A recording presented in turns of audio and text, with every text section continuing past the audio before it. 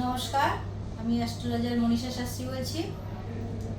7-10-2024 সোমবার, নবরাত্রি পঞ্চম দিন। ওই দিন মাতা স্কন্দমাতার দিন। স্কন্দমাতা কোলে একটা সবসময় দেখা যায় একটা বাচ্চার সেই ছবি। এই দিন কিন্তু আপনারা মার যে কালার হবে সেটা হবে সাদা, আর মাকে ভোগ হিসাবে দেবেন হচ্ছে কলা। তা যেহেতু মাতার কোলে একটা সন্তানের ছবি, এই মাতার পুজো কিন্তু যে অনেক সময় দেখা যায় যে চিকিৎসার জায়গায় সমস্ত কিছু মানে সব পজিটিভ থাকার পরেও অনেকের অনেক বছর বিয়ে হয়ে যাওয়ার পরেও সন্তান হচ্ছে না বা সন্তান হতে চাইছে না, তারা কিন্তু এই মাতার পুজো ওই দিন অবশ্যই করতে পারেন। আবার অনেকের ক্ষেত্রে দেখা যাচ্ছে যে বর্তমানে কিছু দিনের মধ্যেই তাদের বাচ্চা হবে বা ডেলিভারি ডেট রয়েছে, সেখানে সেই সব মায়েরা কিন্তু সুস্বাস্থ্যে মানে সুস্থ সবল বাচ্চার জন্যেই এই মাতার আরাধনা করতেই পারেন। আবার অনেকের ক্ষেত্রে যাদের বাচ্চা আছে, ছেলে হোক বা মেয়ে হোক, তারাও কিন্তু এই মায়ের পুজোটা করতে পারেন। তা এই মায়ের পুজোটা কিভাবে করবেন? প্রথমে আপনারা একটা যে কোনো প্লেট নেবেন, সেই প্লেটের মধ্যে কিছুটা আটা দিয়ে আটা মাখবেন। সেই আটার মধ্যে ছোট ছোট 5টা গুলি করবেন আর বড় 5টা গুলি করবেন।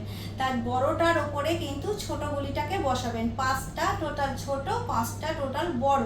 বড়টার ওপরে ছোট গুলিটাকে বসাবেন। অবশ্যই ওখানে একটু হলুদ আপনারা গঙ্গা জল দিয়ে গুলে নেবেন, সেই ফোঁটা প্রত্যেক 5টার ওপরে দেবেন। আর মাঝখানে অবশ্যই আমি যেরকম বলেছিলাম চামেলির তেল দিয়ে একটু প্রদীপ ধরাবেন। তা সেই প্রদীপটা কিন্তু থালার চারিদিকে আটাটা রেখে মাঝখানে প্রদীপটা জ্বালাবেন। তা সেই যদি আপনারা সকালে করেন সেটা আপনি বিকালে অবশ্যই সন্ধ্যের পরে তুলে ফেলতে পারেন। আবার যদি আপনারা রাতের দিকে করেন তারপরে পরের দিন ওটা আপনারা তুলে ফেলতে পারেন। সমস্ত কিন্তু আপনারা যে মন্ত্রটা দিয়ে বলবেন সেটা হচ্ছে হ্রিম ক্লিম স্কন্দমাতায় নমঃ। 108 বার বলতে পারেন, 2 মালা করতে পারেন, 3 মালা করতে পারেন। যেসব মায়েদের কাছে বাচ্চারা যতই বড় হয়ে যাক কিন্তু ছোটই থাকে, সেখানে দাঁড়িয়ে যেসব বাচ্চারা কিন্তু অবাধ্য হয়ে যাচ্ছে, একদমই কথা শুনছে না, তারপরেও নেশার জগতে চলে যাচ্ছে, বন্ধুদের দ্বারা ক্ষতিগ্রস্ত হচ্ছে, এসে বাবা মার উপর নানান ধরনের অত্যাচার করছে, বিভিন্ন জিনিসের চাহিদা করছে, মানে এক কথায় বলতে গেলে সন্তান টোটালি অবাধ্য হয়ে যাচ্ছে। যেসব ছেলে মেয়েদের ক্ষেত্রে একদমই পড়াশোনায় মন নেই, তারা কোনো কিছুই শুনতে চাইছে না, বাবা মার কষ্ট শুনতে চাইছে না, যা চাইছে তাই তাদের দিতে হবে। একতরফা বলতে গেলে তাদের রাশিচক্রটাকে তো অবশ্যই আপনারা কাউন্সেলিং করিয়ে নেবেন, দেখে নেবেন যে রাহু মঙ্গলের যোগ আছে কিনা, বা চন্দ্রকেতুর কানেকশন আছে কিনা, বা রবি রাহুর যোগ আছে কিনা, বা বৃহস্পতি রাহুর কানেকশন আছে কিনা, সেটা তো আলাদা। কিন্তু যে দেবীপক্ষ শুরু হয়েছে আর মা স্কন্দমাতার দিন রয়েছে সোমবার দিন, সেই জন্যে এই পুজোর মানে নিষ্ঠা ভরে ভক্তি ভরে যদি বাবা মায়েরা এই আরাধনা করেন এই দেবীকে, অবশ্যই সন্তানের ভালোর জন্যে আপনারা এই দেবীকে অবশ্যই পুজো করুন।